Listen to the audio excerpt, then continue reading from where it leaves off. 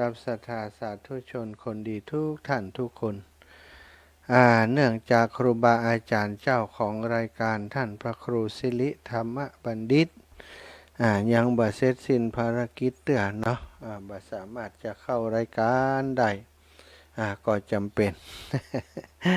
ปฏิบัติหน้าที่แทนอีกแล้วนะจัดรายการแทนครูบาอาจารย์อีก1 ชั่วโมงศรัทธาญาติโยมอีปออีแมตตั้งหลายได้ฟังเพลงน้ำท่วมอีกรอบหนึ่งหลังจากที่ยุดไปหลายมื้อหลายวันเนาะได้เงียบเพลงน้ำท่วมไป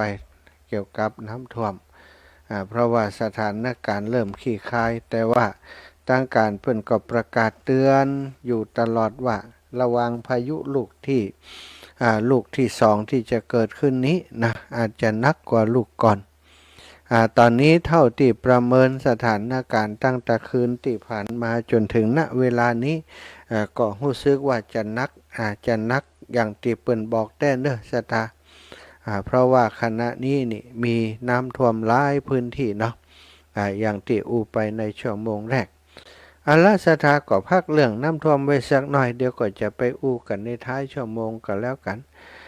วันนี้ก็อยากจะนำเรื่องของเกี่ยวกับคนที่นับถือพระพุทธศาสนาของเฮาปัจจุบันนี้นะมีผู้ที่นับถือพุทธศาสนาที่ว่าเป็นชาวพุทธนับถือพระพุทธศาสนานั้นในประเทศไทยก็ถือว่าประมาณ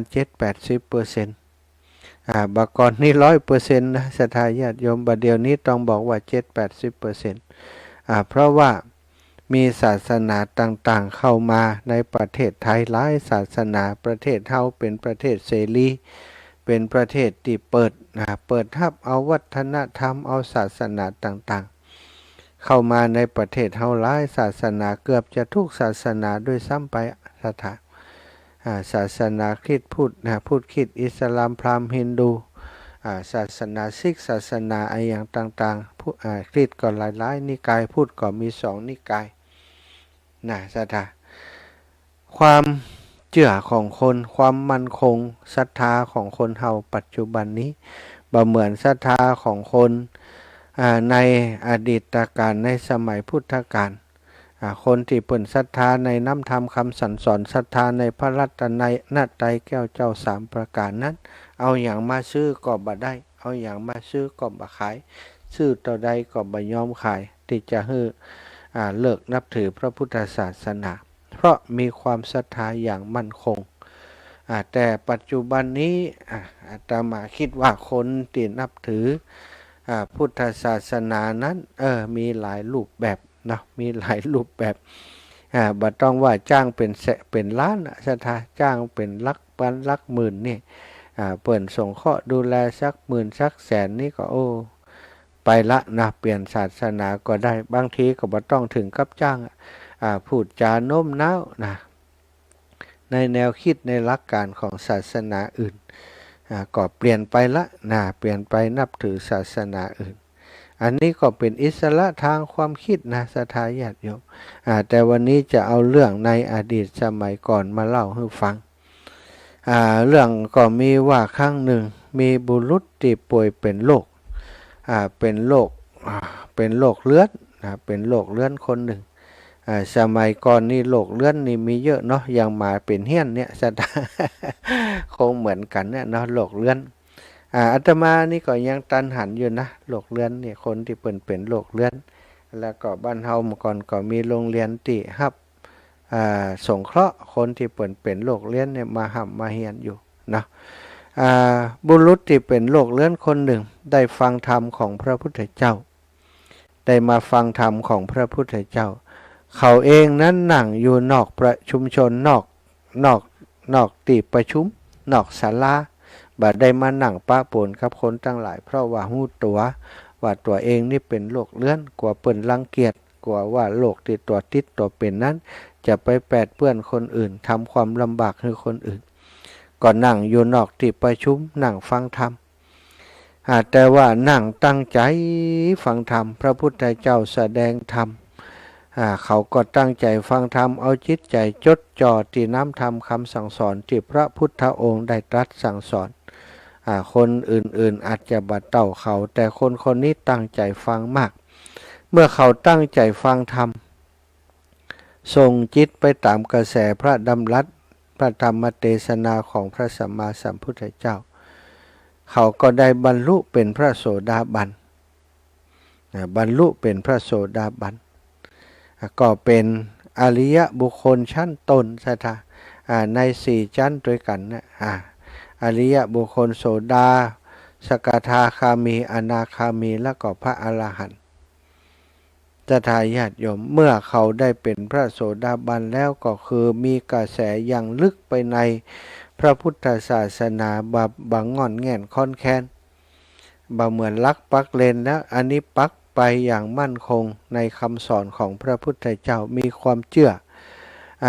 กรรมและผลของกรรมเชื่อในการตรัสรู้ของพระพุทธเจ้าอย่างมั่นคงแน่นแฟ้นได้สำเร็จเป็นพระโสดาบันแล้ว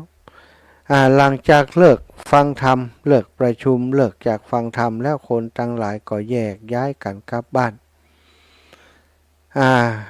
ตัวของสุปพุทธะนี้ก็อยากจะเข้าไปกราบทูลพระพุทธเจ้าให้ทรงทราบว่าตัวเองได้ฟังธรรมแล้ว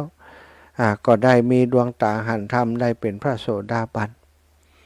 อยากจะเข้าไปกราบพระพุทธเจ้าและรายงานให้พระองค์ทรงทราบพระอินทร์ซึ่ง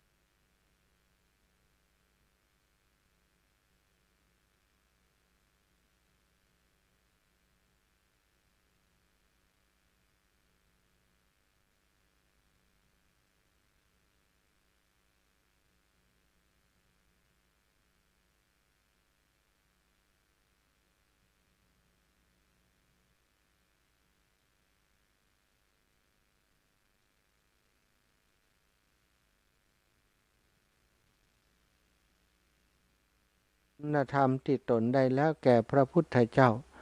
สุปพุทธะก็ได้ทูลลากลับไปในเวลาที่เดินทางกลับไปนั้นยังบัดถึงบ้านถึงจองกำเตือสถาไปถึงที่ทางสี่แพร่งทางสี่แพร่งก็ทางสี่แยกนะแยกซ้ายแยกขวาแยกนะสี่แยกไปถึงสี่แยกปรากฏว่ามีแม่งัวดำทะมึนตัวหนึ่งมีเขาตีแหลมคมวิ่งมาจากทิศใดก็บ่ฮู้วิ่งมาตรงหน้าของสุปพุทธะแล้วก็ควิดไปเพียงครั้งเดียวแยกซ้ายเข้าไปในตียอดอก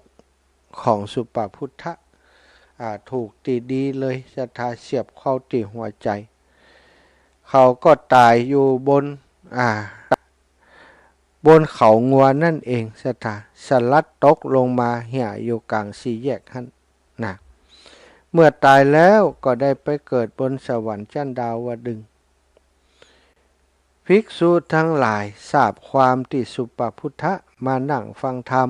กลับออกไปยังบัดถึงบ้านถึงจองถึงแค่สี่แยกแล้วโดนงัวควิดตายมากราบทูลพระพุทธองค์ให้ทรงทราบแล้วก็ถามว่าเพราะเหตุใดสุปพุทธะจึงเป็นโรคเรื้อนพระพุทธเจ้าก็จึงตรัสตอบว่าเมื่อชาติก่อนสุปพุทธะนี้ได้พบพระตถาคตสิริพระตถระสิขิปัจเจกโพธิจื่อหยักตถระนะตถระสิขิปัจเจโพธินะผู้ที่พระปัจเจกพุทธเจ้าอยู่ที่ภูเขาตถระนะเขาหานพระปัจเจกพุทธเจ้าแสดงความรังเกียจออกมานอกหน้าได้ถุยน้ำลายต่อหน้าพระปัจเจกพุทธเจ้าคือแสดงความรังเกียจบ่เคารพพระปัจเจกพุทธเจ้าเกิดจากไอ้หยังก็บ่ฮู้เขาถุยน้ำลายแล้วก็เดินเลี่ยงไปศรัทธาญาติโยมด้วยกรรมเพียงเท่านี้พอตายแล้วได้ไปตกนรกอยู่เมินนานต่อมาก็ได้เป็นคนโรคเกิดเป็นคนโรคเรื้อนในหลายๆภพหลายๆชาติและในชาตินี้ก็เป็นคนที่เป็นโรคเรื้อนโดยบาปกรรมที่ทำไว้ย่อมทำให้เกิดทุกข์ร้อนเหมือนกับข้าศึกศัตรูติดตามมาเบียดเบียนเรื่องนี้ก็ชี้ให้เห็นว่าการแสดงความเกลียดชังต่อพระภิกษุสามเณรต่อพระสงฆ์องค์สังฆเจ้าตนมีศีลธรรมอันดีจะต้องได้รับบาปในชาติใดชาติหนึ่งเป็นแน่แท้เรื่องราวของสุปพุทธะนี้ มีคติมีข้อคิดคือเฮาทั้งหลายควรที่จะตระหนัก โดยเฉพาะชาวพุทธเฮาสถาการศึกษาการนับถือพระพุทธศาสนาโดยหลักเกณฑ์หลักการแล้วที่พึ่งที่ระลึกของเฮาก็คือพระพุทธพระธรรมพระสังฆเจ้าพระพุทธเจ้าตรัสรู้ธรรมได้หันธรรมธรรมะที่พระองค์หันก็คือธรรมชาติที่พระองค์ได้หันก็คือความเกิดความแก่ความเจ็บความตายความเกิดความแก่ความเจ็บความตายสิ่งเท่าหลายเหล่านี้เป็นสิ่งที่นำความทุกข์มาให้คนทั้งหลายเกิดแล้วจะต้องแก่แล้วจะต้องเจ็บแล้วจะต้องตายอันนี้คือวัฏจักรของชีวิตมนุษย์และสรรพสัตว์ทั้งหลายพระองค์ได้หันถึงภาวะที่มันบัดเที่ยงอนิจจังทุกขังอนัตตาโดยกายภาพโดยร่างกายก็เป็นอนิจจังคือเกิดแล้วก็ใหญ่ขึ้นมาใหญ่แล้วก็แก่ชราแล้วก็ตายอันนี้คือโดยกายภาพโดยร่างกาย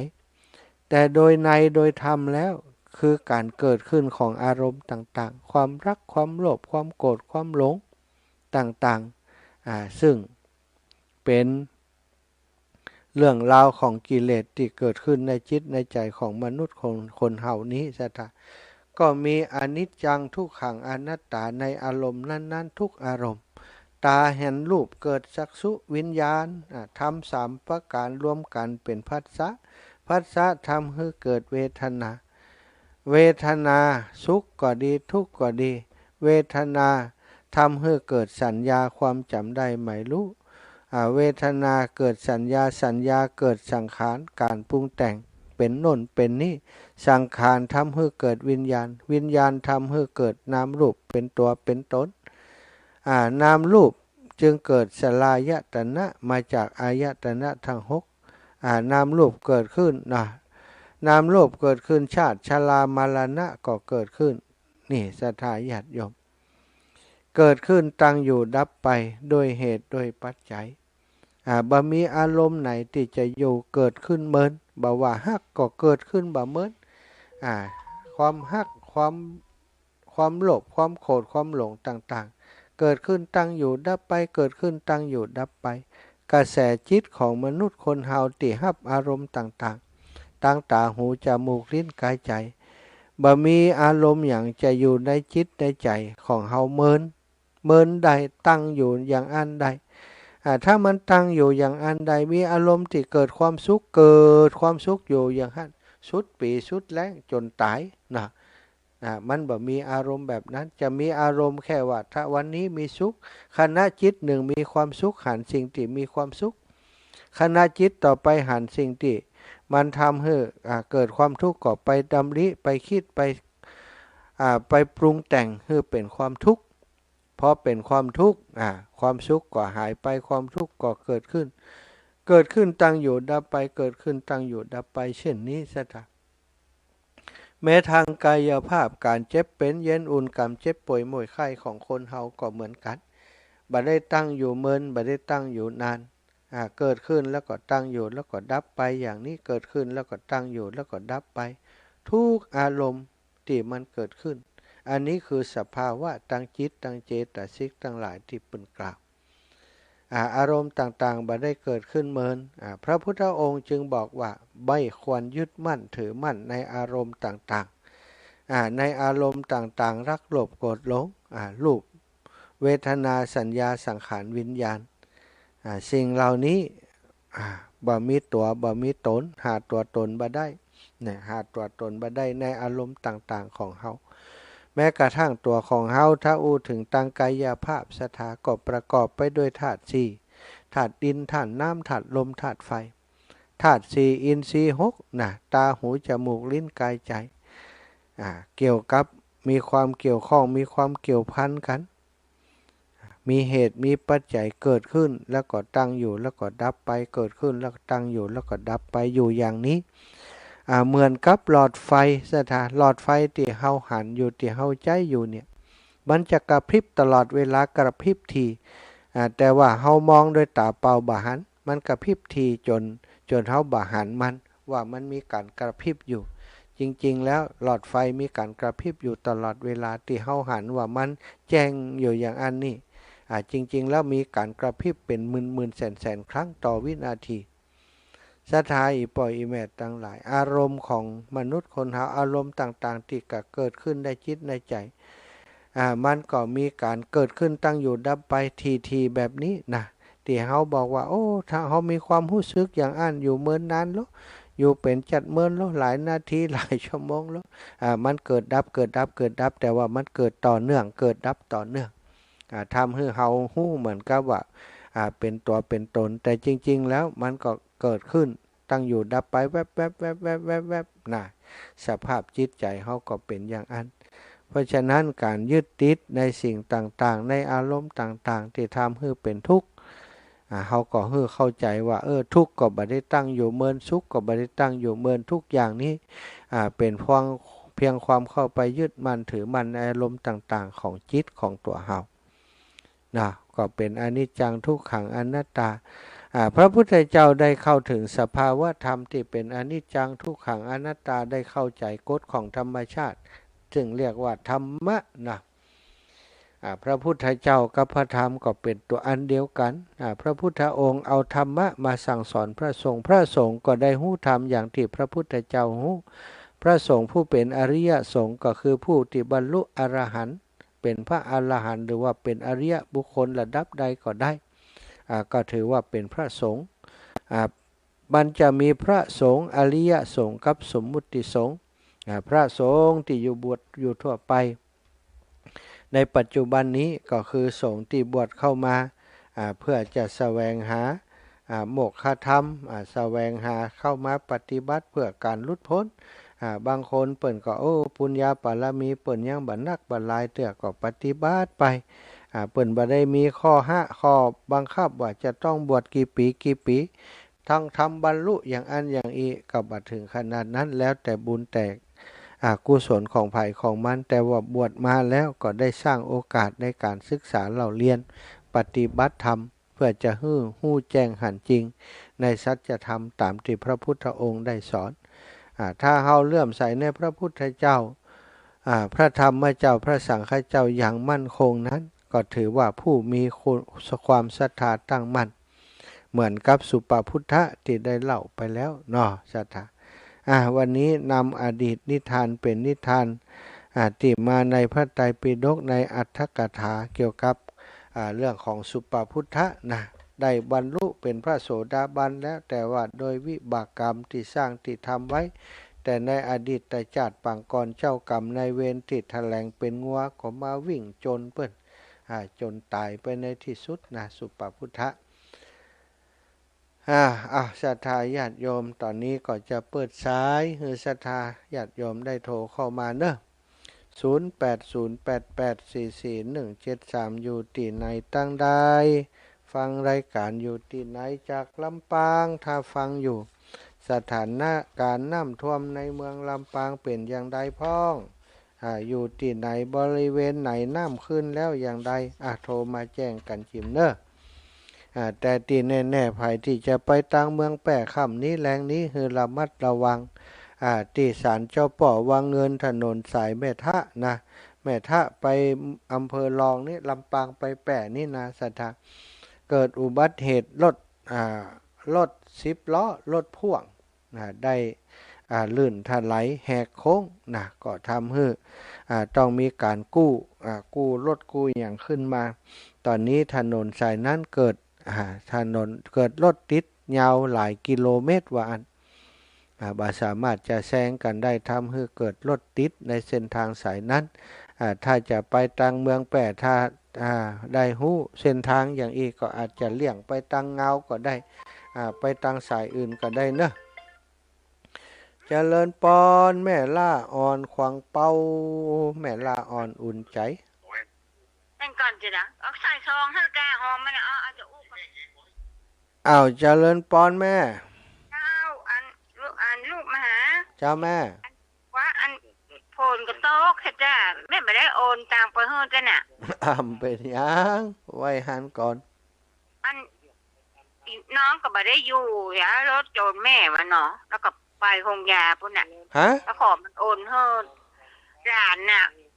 รถโจรแม่มันโจรนักก็น่ะเป็นยังไงรถมักข้อแข้งหักจ้ะโอ้อินดูตาหรือว่าน่ะรถเครื่องก็โจรมาน่ะรูดโกงน่ะไปโจรรถโยนเปลี่ยนไปเฉี่ยวข้างไปน่ะฝนตกกลางมื้อนะกันน่ะฝนตกตกว่านี่น่ะละถึงกับนี้หมอนอดรายวันละมันไม่ได้อยู่จะมันเป็นอย่างมันต้องเห็บข้างหนังเขาพ่อมมาได้กว่านี้แม่กับเพื่อนกับหอมนี่เนาะหอมจะหลายคนแล้วกับได้400 บาทเจ้าบัดต้องหบเขาวางไรก่อนไปเนี่ยเนื้อแม่เนื้อเจ้าสาธุขับไปที่น้อยมันมื่นอยู่บนบ้านฮะฝนตกมันหมื่นมันอย่างเต่าอย่างมากก็จะได้เจ็บ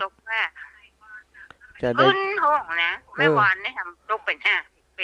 อันนี้ก็มืดทึมอยู่นี่ก็ตกเป็น5 เหมือนกันไหมไม่ได้ลูกอยู่ไหนอยู่วัดเนี่ยแม่เดี๋ยวจะออกไปพอน้ำท่วมติดในเวียงกัมนี่มันออกแคมป์สถานีนี่นะมันไม่ใช่ออกที่เก่าที่ห้วยตองซักแล้วประเด็นนี่นะหลังห้วยตองซักนี่เปิดนั่นมาออกเด็กก็เองมาเดียวเนี่ย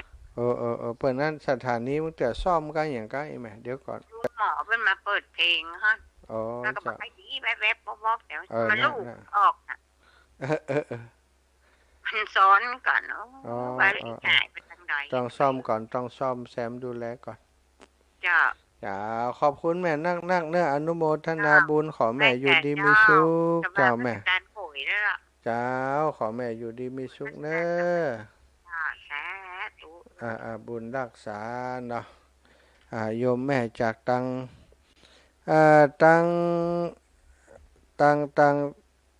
วัดพรหมมงคลตาเลาะนะตะกี้มีญาติโยมโทรมาว่าจะมีธรรมสัญจรวันที่10 ตุลาเนอะ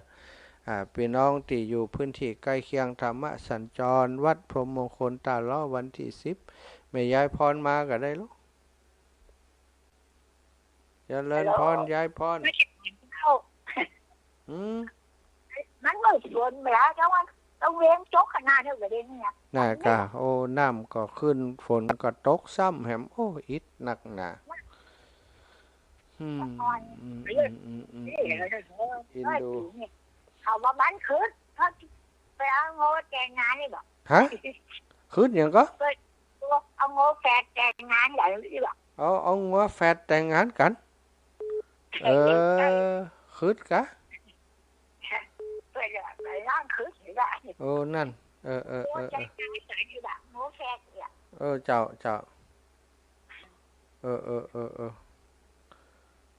งัวแฝดแต่งงานกันเป็นคืนนะ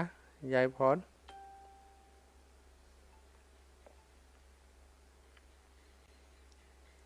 เจว่ายังไดมีไอ้ยังไอ้น้องชายว่าอะไรสายลุดไปกะจับภาษาครับยังไดห้อยตรงสางนี่เป็นเมื่อวันต้นปีครับจ้ะเปิ้ลเริ่มจ่าย6 โมงไปครับ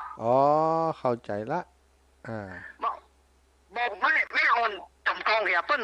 เมื่อวันต้นปีเปิ้ลจ่าย6 โมงไปครับครับผมสาธุเนอะเจผู้รอบรู้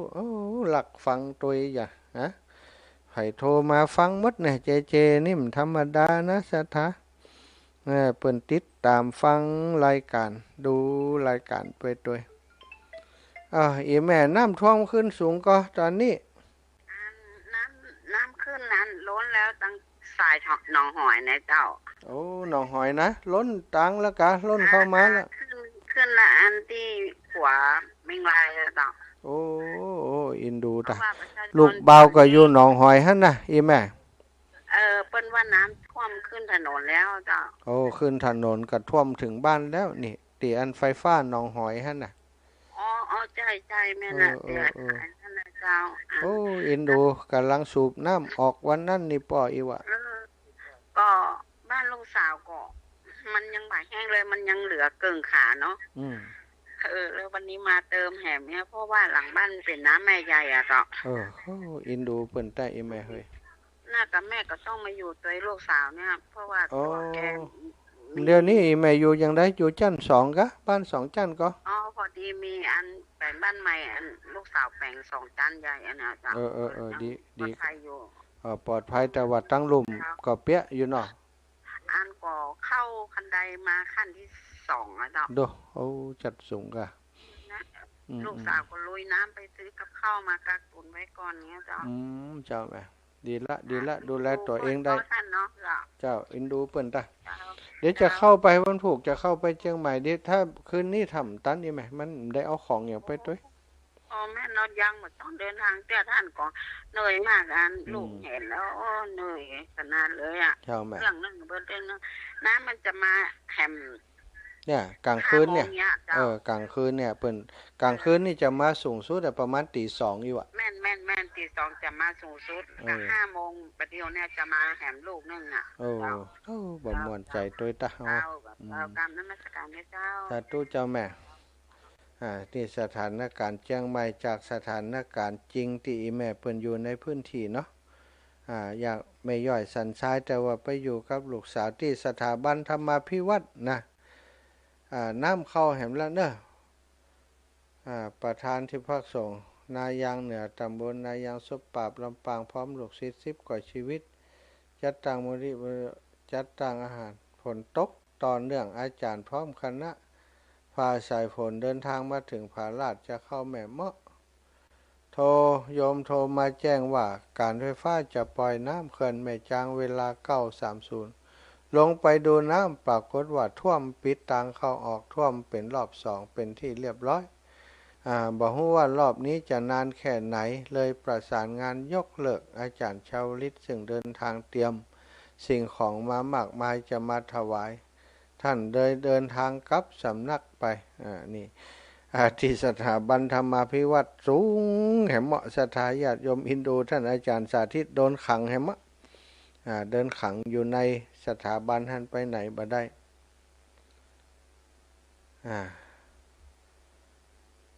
เอาอย่างนี้กำลังสงสัยเชื่อครับเชื่อเถอะเต็มเลยค่ะตั้งแต่รับตำแหน่งสถาเนาะก็มีความเคลื่อนไหวเนื่องจากคนที่เปิ่นจะมาช่วยน้ำท่วมก็คุณโยมจามอนจรมาเนาะได้ซ่อมได้เอาเครื่องเรือไปซ่อม จะตันจะขึ้นมาเหนือนี่นะไปซ่อมติดระยองได้ซ่อมติดระยอง2ตัวนะ2ตัวเอาไปซ่อมละถ้าแล้วเสร็จดีก็จะได้เดินทางขึ้นมาช่วยติดเชียงใหม่วันก่อนเพิ่นก็มาช่วยนะสถามาช่วยตีอันตรงข้ามสะพานน้ำปิงบชพ5ไปฝั่งตรงข้ามถนนปลาพร้าวนี่นะถนนปลาพร้าวซอย3นะไปตั้งกองบัญชาการท่านเข้าไปช่วยพี่น้องวันนี้บอกว่าแถวนั้นน้ำจะเป็นอย่างใดพ้องเหมือนกันเนอะแถวนั้นมีข่าวแจ้งมาว่า16 นาฬิการับแจ้งเมื่อเวลา 15:40 นาทีวันที่3เดือนตุลา2567ทางขึ้นดอยอ่างขาง1249 กมที่1516เกิดดินสไลด์ปิดช่องทางยังบ่สามารถจะผ่านไปได้เบื้องต้นการไฟฟ้าทำการตัดไฟและอยู่ระหว่างเคลียร์เส้นทางต่อหนักหนาเนื้อสถาไผ่จะขึ้นไปดอยอ่างขางก็คงจะงดการเดินทางเสียก่อน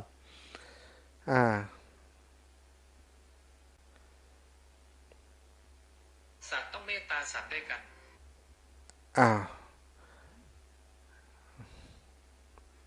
กำลังสั่นพ่อนี่น้ำมาตากฝนบนจู่ๆโผล่มาเอาเรานั่งเรือไปไว้ในที่ปลอดภัยก็หายไปเฉยๆมีคนได้โพสต์ไปใน Facebook คนหนึ่งอันนี้น่าสนใจเขาบอกว่าฉันเพิ่งหู้ว่าใกล้ๆตัวฉันนี้มีแต่ฮีโร่ซุปเปอร์ฮีโร่เยอะแยะไปหมดวันนั้นน้ำท่วมมิดหลังคากำลังหนาวสั่นเพราะหนีน้ำมาตากฝนอยู่บนหลังคาจู่ๆก็มีฮีโร่โผล่มาเอาเฮานั่งเรือไปไว้ในที่ปลอดภัยจากนั้นฮีโร่ก็หายไปเฉยๆบ่ฮู้ว่าเป็นภัยบ่ฮู้ว่าเป็นภัยวันสวัสดีทุกท่านครับผมวันนี้ครับแอดมินตูนนะครับผมจากเพจบ้านร่องบ้านเรานะครับวันนี้นะครับผมมารายงานสถานการณ์น้ำนะครับสดนะครับหน้าฝ่ายบ้านคอยนะครับหมู่4ตำบลบ้านร่องอำเภอเงาจังหวัดลำปางนะครับผมเดี๋ยวแอดมินนะครับจะพาไปชมบรรยากาศนะครับผมนะฮะวันนี้น้ำปลาเยอะครับผมวันนี้น้ำปลาเยอะมากครับผมนะฮะเดี๋ยวไปชมดูครับนะครับวันนี้น้ำปลามาเยอะนะครับผมขออย่าแจ้งเตือนนะครับพ่อแม่พี่น้องนะครับผมพ่อแม่พี่น้องนะครับที่อยู่อำเภอเงานะครับผมนะครับเข้าติดตามสถานการณ์แม่น้ำเงานะครับเพราะว่าวันนี้มีน้ำปลานะครับผมนะครับน้ำปลาลงมาจากดอยนะครับวันนี้มีน้ำปลานะครับผมมวลน้ำปลานะครับผมลงมาสมทบนะครับจากดอยนะครับเนื่องเกิดจากฝนตกหนักตะคืนนะครับผมฝนตกหนักตะคืนนะครับทั้งขุนเงาเกิดฝนตกหนักนะครับน้ำปลาไหลหลากเลยครับผมเจ้านี่ครับผมนะครับหน้าฝ่ายบ้านคอยของเขานะครับผมนะครับเจ้านี่นะครับผมเกิดฝนตกหนักเลยครับผมนะครับนะฮะนี่ครับทุกท่านครับรายงานให้กับพี่น้องตังเงาตัวเนาะตังเงาก็น้ำป่าเข้ามาที่บ้านคอยหมู่4เนอะอำเภอเงาจังหวัดลำปางของเฮาฝังขึ้นความรู้คู่ความสุขประชาสัมพันธ์ผู้ใช้รถใช้ถนนเส้นทาง หมายเลข1249ตั้งขึ้นดอยอ่างขางมีดินสไลด์ปิดทับเส้นทางอยู่บริเวณตรงกิโลเมตรที่15บ่สามารถสัญจรผ่านไปได้ตอนนี้นะเจ้าหน้าที่กำลังดำเนินการเคลียร์เส้นทางอยู่ก็คงจะใช้เวลาสักระยะหนึ่งเนาะกว่าจะเสร็จตอนนี้เราอยู่ในสถานการณ์น้ำท่วมแห่มละเนาะศรัทธาญาติโยมอีป่อยอีแม่ทั้งหลายโปรดระมัดระวังเนอะเตรียมเนื้อเตรียมตัวกันถ้าภัยอยู่ในที่มันเป็นลุ่มน้ำนะที่น้ำจะเข้าไปหาเราก็ขอให้ได้ระมัดระวังเตรียมตัวกันเพื่อจะเอาเข้าของเป็นไปได้ก็เอาขึ้นที่สูงอยู่เนาะเอาขึ้นที่สูงขึ้นที่สูงนั้นไว้ก่อนบางอันก็จะเกิดปัญหาเนอะศรัทธาญาติโยมแล้วเนาะตอนนี้เวลาของสารธรรมยามบ่ายวันนี้ก็ใกล้จะหมดแล้วก็ขอบคุณกับศรัทธาญาติโยมติดตามรายการมาตั้งแต่3 โมงเนาะ3 โมงถึง5 โมงแล้วเนาะ15 นาฬิกาถึง17 นาฬิกาวันนี้อาตมาภาพได้ดำเนินรายการมาเป็นเวลา2 ชั่วโมงได้สนทนาอุจาเสื่องราวเป็นสารธรรมยามบ่ายวันนี้ก็ขอขอบคุณทุกท่านทุกคนติดตามรับฟังขอบคุณทุกสถานีติเกาะสัญญาณเชื่อมสัญญาณไปในขณะนี้ขอความสุขสวัสดีจงบังเกิดมีแก่ศรัทธาญาติโยมทุกท่านทุกคนจัตตารโอธัมมาวัฏันติอายุวันโนสุขังภะลัง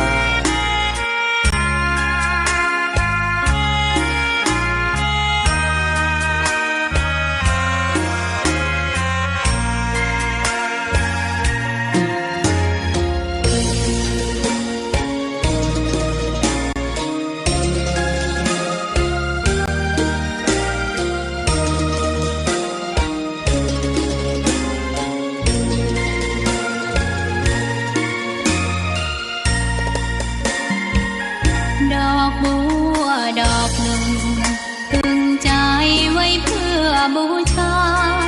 แด่องค์พระศาสดาสัมมาสัมพุทธเจ้ามีความงามเงียบไม่เปรียบเทียบเขาเทียบเรา